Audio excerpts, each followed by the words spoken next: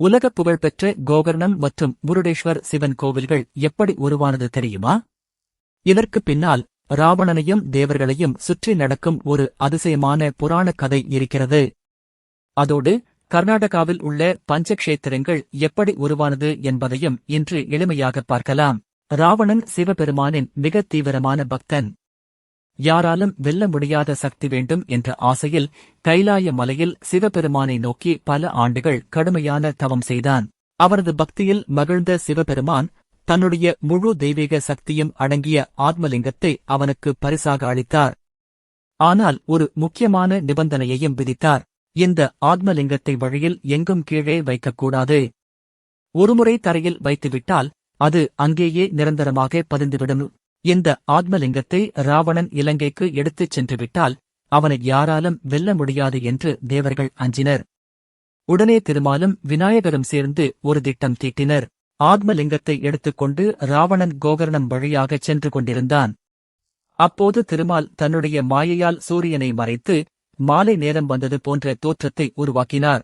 ராவணனுக்கு மாலை நேரத்தில் சிவபூஜை செய்வது வழக்கம். ஆனால் கையில் ஆத்மலிங்கத்தை வைத்துக் கொண்டு பூஜை செய்ய முடியாது. அந்த நேரத்தில் ஒரு சிறிய பிராமண சிறுவனின் உருவத்தில் விநாயகர் அங்கே வந்தார். ராவணன் அந்த சிறுவனிடம், இந்த லிங்கத்தை சிறிது நேரம் மட்டும் பிடித்துக்கொள் என்று கேட்டான். அதற்கு அந்தச் சிறுவன், இது மிகவும் பாரமாக இருக்கிறது. நான் 3 முறை உங்களை அழைப்பேன். அதற்குள் நீங்கள் வரவில்லை என்றால் இதை கீழே வைத்துவிடுவேன் என்று கூறினான்.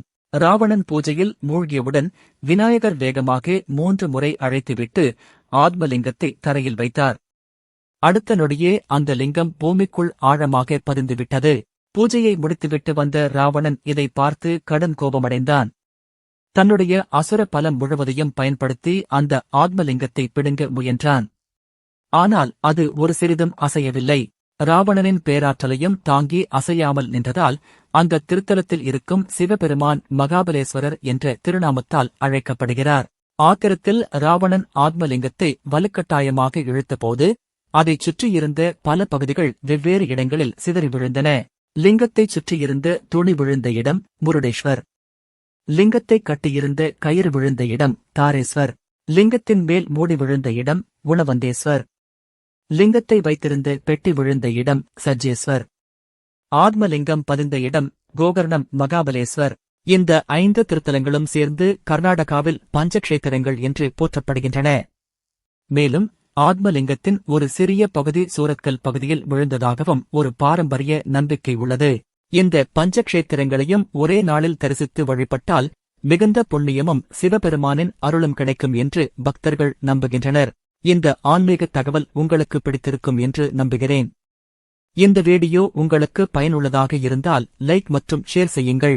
இதேபோன்ற மறைக்கப்பட்ட வரலாற்று அதிசயங்களையும் ஆன்மீக ரகசியங்களையும் எளிமையாக தெரிந்து கொள்ள நமது டைப்போபீடியா சேனலை சப்ஸ்கிரைப் செய்ய மறக்காதீர்கள்.